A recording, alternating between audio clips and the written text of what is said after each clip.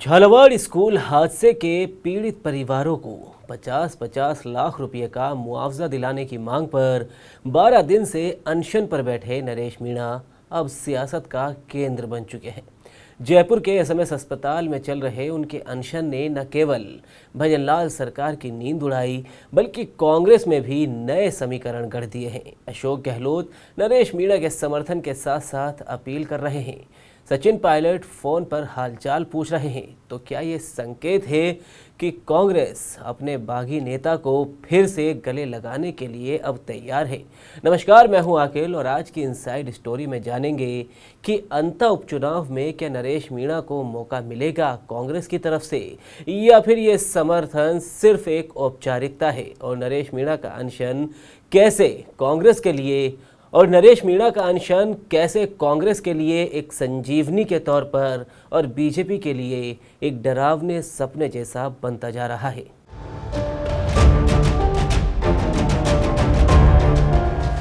राजस्थान की सियासत में इन दिनों सबसे चर्चित नाम है नरेश मीणा। झालावाड़ में हुए स्कूल हादसे के पीड़ित परिवारों के लिए मुआवजे की मांग को लेकर 12 दिनों से अनशन पर बैठे नरेश मीणा अब जयपुर के एसएमएस अस्पताल के आईसीयू में भर्ती हैं। लेकिन वहां से भी उनका आंदोलन लगातार जारी है। उनकी मांग है कि हर मृतक बच्चे के परिवार को 50-50 लाख रुपए का मुआवजा दिया जाए। अब तक ये मुद्दा एक स्थानीय आंदोलन लग रहा था, लेकिन जैसे ही कांग्रेस के दिग्गज नेता अशोक गहलोत और सचिन पायलट ने नरेश मीणा का समर्थन कर वो सामने आए तो सियासी हलचल और ज़्यादा तेज़ हो गई। टीवी9 राजस्थान ने इस बारे में जब यूथ कांग्रेस के सचिव राकेश मीणा से बात की तो उन्होंने खुलकर कहा कि नरेश मीणा जैसे इंसान के साथ पूरी पार्टी और कार्यकर्ता खड़े हैं और उनके समर्थन में हैं।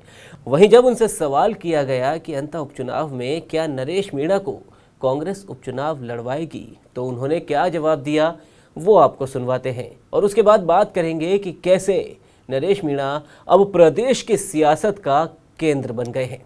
राकेश जी नमस्कार। हाँ, नमस्कार सर। राकेश जी, सचिन पायलट साहब ने नरेश मीणा से बात की है, तो क्या बात हुई? क्योंकि इतने दिन से सब इंतजार कर रहे थे, लगातार कांग्रेस के नेता जा जाकर मिल रहे हैं। तो हाँ, बिल्कुल सर। सबसे पहले तो आदरणीय पायलट साहब ने नरेश जी से उनके स्वास्थ्य संबंधी जांच वो बात करी और कैसा स्वास्थ्य है, हालचाल पूछा। जी और लंबी चौड़ी बात उनको जो पिपलोदी जो घटना हुई, जो जी पीड़ित बच्चों को लेकर, उनके परिवारों को लेकर उनसे हुई कि सरकार किस तरह से उनको आर्थिक मदद नहीं दे पा रही है, जी और नरेश जी ने जो मांगे रखी है मुआवजे को लेकर, उन पे चर्चा हुई। जी। तो राकेश जी, जिस तरह सभी कांग्रेस नेताओं का जब से नरेश मीणा जी आईसीयू में भर्ती हुए एसएमएस अस्पताल में, इसके बाद से लगातार कांग्रेस नेता मिल रहे हैं। उसमें सांसद भी है, विधायक भी है, कई बाकी नेता भी है। अब गहलोत साहब ने भी उनके समर्थन में पोस्ट किया है और उनकी मांगों को उठाया है, सरकार के से सवाल किए। तो क्या पायलट साहब मिलने भी आएंगे नरेश मीणा जी से? देखिए पायलट साहब, अभी मीटिंग है आज, आपको पता है पटना बाहर है। और जब आगे क्या रहेगा उस हिसाब से वो तो जी। तो पायलट साहब। राकेश जी, इस जो नरेश मीणा जी ये लड़ाई लड़ रहे हैं सरकार से, तो क्या इसमें अब कांग्रेस का पूरी तरह खुलकर समर्थन मिलेगा नरेश मीणा को? लेकिन निश्चित रूप से प्रदेश में जहां भी भारतीय जनता पार्टी और सरकार के खिलाफ जनता के हित के जो भी काम होंगे, जो भी मुद्दे होंगे, उसमें कांग्रेस का हर कार्यकर्ता, हमारे सभी नेता, आदरणीय पायलट साहब, राहुल गांधी जी, हम सब पीड़ित परिवार, पीड़ित जनता के साथ हैं। जी। राकेश जी, क्योंकि नरेश मीणा जी शुरू से पायलट साहब के लिए एक मतलब अच्छे, मतलब वो हमेशा उनका वो समर्थन करते हैं, बड़े भाई बताते हैं। तो क्या अब मैं इसके बाद कांग्रेस में उनका भविष्य फिर से देखा जा सकता है नरेश अब मीणा का? देखिए वो तो नरेश जी बताएंगे आगे उनकी क्या प्लानिंग है, पर कांग्रेस में हर वो व्यक्ति जो जनता की आवाज उठाता है, जनता के मुद्दों पे लड़ता है, ऐसे व्यक्तियों को कांग्रेस में हमारे नेता, सभी लोग, कार्यकर्ता पसंद करते हैं। जी, क्योंकि आप सचिव हैं तो इसलिए मैं आपसे एक ये सवाल और कर रहा हूँ, क्योंकि आगे आने वाले समय में अंतः उपचुनाव होने वाला है। उसको लेके बीजेपी पूरी तरह तैयार नजर आ रही है और पिछले उपचुनाव के रिजल्ट की अगर कांग्रेस अब ज्यादा मजबूत अपने आप को रखना चाहे तो क्या नरेश मीणा को देख सकते हैं कि कांग्रेस उतार सकती है?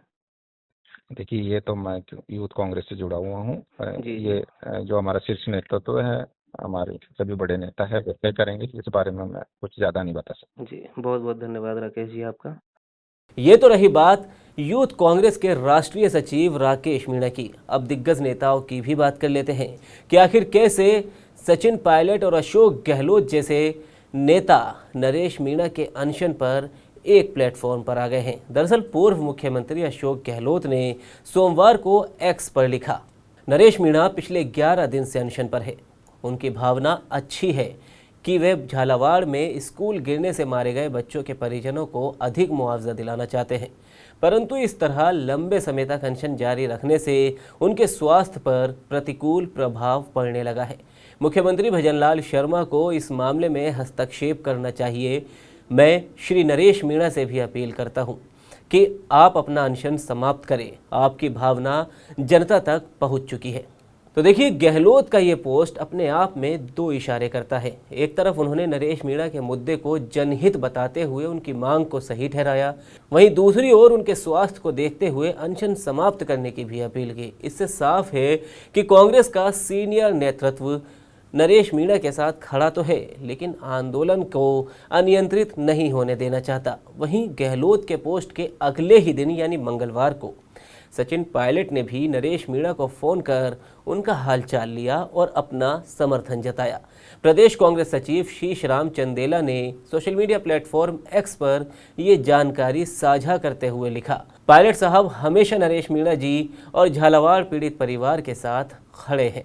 चंदेला ने अपने इस पोस्ट में सचिन पायलट और नरेश मीणा दोनों को ही टैग किया। इसके अलावा यूथ कांग्रेस के राष्ट्रीय सचिव राकेश मीणा ने भी सोशल मीडिया अकाउंट पर लिखा, आज आदरणीय श्री सचिन पायलट जी ने नरेश मीणा से बात की। पायलट साहब झालावाड़ के पिपलोदी में पीड़ित परिवार के दुख सुख में हर पल साथ खड़े हैं। देखिए, आपको बता दें कि ये वही पायलट है जिनसे नरेश मीणा ने अनशन शुरू करने से पहले बात करने की कोशिश की थी, लेकिन उस वक्त उनसे संपर्क नहीं हो पाया था, क्योंकि उस वक्त सचिन पायलट उज्जैन में किसी मीटिंग में व्यस्त थे। उस वक्त उन्होंने हनुमान बेनीवाल और सचिन पायलट को अनशन शुरू करने से पहले फ़ोन किया था। और अब सचिन पायलट का वो नरेश मीणा को फ़ोन करना ये दिखाता है कि पार्टी के भीतर नरेश मीणा को लेकर गंभीरता लगातार बढ़ रही है। बता दें कि नरेश मीणा पिछले साल देवली उनियारा उपचुनाव में कांग्रेस से बागी होकर मैदान में उतरे थे। इसके बाद पार्टी ने उन्हें बाहर का रास्ता दिखा दिया था। उस समय उन्हें प्रदेश कांग्रेस नेतृत्व से खास सहारा नहीं मिला था, लेकिन अब हालात बदलते हुए नजर आ रहे हैं। अस्पताल में भर्ती नरेश मीणा से पूर्व मंत्री रहे प्रताप सिंह खाचरियावास, सांसद संजना जाटव, कांग्रेस नेता प्रहलाद गुंजल समेत कई नेताओं ने मुलाकात की। खाचरियावास ने तो उन्हें पानी पिलाकर अनशन तक खत्म करने की अपील की। इतनी बड़ी संख्या में कांग्रेस के मौजूदा विधायक और संगठन के नेता उनके पास पहुंचे हैं। ये अपने आप में बड़ा इशारा है कि पार्टी का रुख नरेश मीणा को लेकर अब बदल रहा है। असल में झालावाड़ हादसे के बाद सरकार पर लीपापोती के आरोप लग रहे थे। मंत्री लगातार बयान बदल रहे हैं और राहत पैकेज को लेकर कोई स्पष्ट घोषणा नहीं की जा रही। वहीं मदन दिलावर शिक्षा मंत्री बयान दे रहे हैं जो कि सोशल मीडिया पर वायरल हो रहे हैं और विपक्ष उन पर निशाना साध रहा है, जिसकी वजह से भजनलाल सरकार भी बैकफुट पर नजर आ रही है। नरेश मीणा के अनशन के साथ साथ अब नेताओं का खुला समर्थन सरकार के लिए चुनौती बनता जा रहा है। जन समर्थन की तस्वीरें देखें तो अनशन स्थल और अस्पताल के बाहर बड़ी संख्या में लोग जुटे। कई सामाजिक संगठनों ने भी मीणा को समर्थन किया है। इस वजह से मुद्दा सिर्फ मुआवजे का अब ये नहीं रह गया है, बल्कि सरकार की संवेदनशीलता और कार्यशैली पर भी ये बड़े सवाल खड़े कर रहा है। प्रदेश की राजनीति में गहलोत और पायलट के रिश्ते किसी से छुपे नहीं है। दोनों के बीच लंबे समय तक खींचतान रही, लेकिन नरेश मीणा के मुद्दे पर दोनों नेताओं ने लगभग एक साथ खड़े होना कई बड़े संकेत देता है। पहला संकेत ये कि कांग्रेस इस समय विपक्ष में रहते हुए जनता के मुद्दों पर खुद को आक्रामक दिखाना चाहती है। दूसरा संकेत ये कि गहलोत और पायलट दोनों समझ रहे हैं कि संगठन को मजबूत करने के लिए जमीनी नेताओं और कार्यकर्ताओं को साथ लाना होगा। तीसरा संकेत ये कि अंतः उपचुनाव जैसे मौके पर अगर पार्टी नरेश मीणा को टिकट देती है तो संदेश जाएगा कि पार्टी बागियों को भी जनहित के मुद्दे पर वापस ला सकती है। अब अंता उपचुनाव की चर्चा भी तेज हो गई है। यहां से पार्टी किसे उम्मीदवार बनाएगी, ये तय करेगा कि नरेश मीणा का भविष्य कांग्रेस में क्या होगा। अगर उन्हें टिकट मिलता है तो ये उनके आंदोलन का सियासी इनाम माना जाएगा, और अगर नहीं मिलता तो पार्टी पर कई सवाल फिर से उठ सकते हैं, क्योंकि इस उपचुनाव में बीजेपी भी पीछे नहीं हटने वाली। भजनलाल सरकार इस मुद्दे को सहानुभूति कार्ड में बदल सकती है और कांग्रेस को आंदोलन की राजनीति के लिए घेर सकती है। अब बात करते हैं उन सबसे बड़े सवालों की जिन पर सभी की निगाहें लगातार टिकी हैं। पहला सवाल, नरेश मीणा का अनशन कब समाप्त होगा, और दूसरा सवाल कि क्या भजनलाल सरकार उनकी मांग मानकर राहत पैकेज बढ़ाएगी, और तीसरा सवाल ये कि क्या कांग्रेस अंता उपचुनाव में नरेश मीणा को टिकट देगी।